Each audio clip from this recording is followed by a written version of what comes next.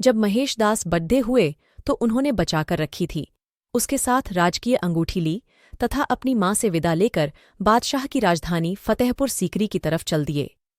राजधानी में पहुंचकर महेश दास आश्चर्यचकित रह गए। बाजारों की चकाचौंध व रौनक जो उन्होंने पहले कभी नहीं देखी थी।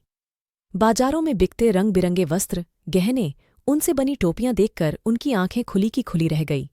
बड्ढे बड्ढे ऊंट, पानी बेचने वालों की आवाजें, जादूगरों द्वारा जुताई गई भिद्दा, मंदिरों से आती आवाजें सब उसे आकर्षित कर रही थीं। लेकिन महेश अपनी यात्रा के मकसद को बिना भूले महल की तरफ चल दिया। महल के द्वार पर की गई सुंदर नक्काशी को देखकर महेश को लगा कि यह बादशाह के महल का प्रवेश द्वार है, लेकिन वह तो शाही दरबार का बाहरी छोर था। महेश जब महल के द्वारा पर पहुंचा तो द्वारपाल ने उसका रास्ता रोकते हुए पूछा, कहाँ जा रहे हो? मैं बादशाह सलामत से मिलने आया हूं। महेश ने शांतिपूर्वक उत्तर दिया। द्वारपाल ने कहा, मूर्ख, तुम क्या सोचते हो कि बादशाह अकबर को केवल यही कार्य रह गया है कि वो हर किसी के साथ मुलाकात करते रहें?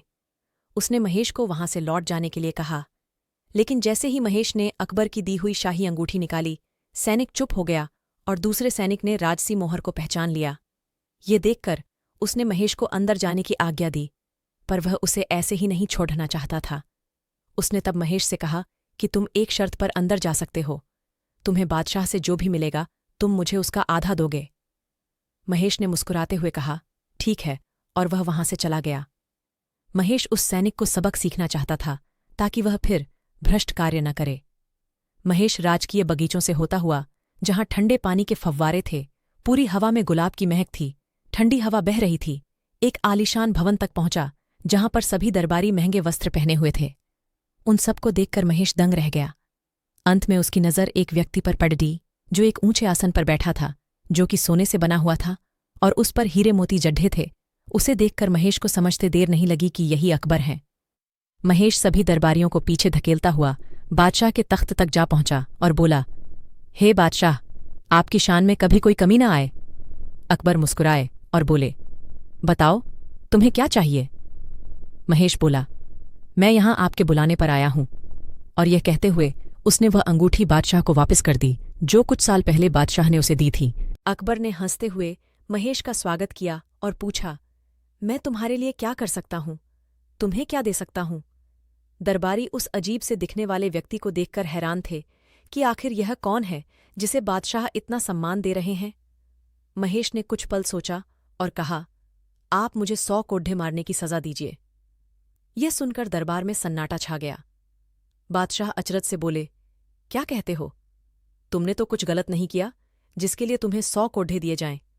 क्या बादशाह सलामत मेरी दिल्ली इच्छा को पूरा करने के वायदे से पीछे हट रहे हैं? नहीं, एक राजा कभी अपने शब्दों से पीछे नहीं हटता। अकबर ने बड़े हिचकिचाते हुए सैनिक को आदेश दिया कि महेश को 100 कोड्ढे लगाए जाएं। महेश ने अपनी पीठ पर हर कोड्ढे का वार बिना किसी आवाज के सहन किया। जैसे ही 50वां कोड्ढा महेश की पीठ पर पड्ढा, वह एकदम अलग कूदकर चिल्लाया, रुको। तब अकबर भी हैरान होते हुए बोले, अब तुम्हें समझ आया कि तुम कितने पागल हो? नहीं जहाँपनाह, मैं जब महल में आपको देखने आना चाहता था तब मुझे महल के अंदर आने की आज्ञा इसी शर्त पर मिली थी कि मुझे आपसे जो भी मिलेगा उसका आधा उस सेवक को दिया जाएगा। इसलिए कृपा करके बाकी के कोड्ढे उसे लगाए जाएं। पूरा दरबार हंसी के ठहाकों से गूंज उठा, जिनमें अकबर की हंसी सबसे ऊंची थी।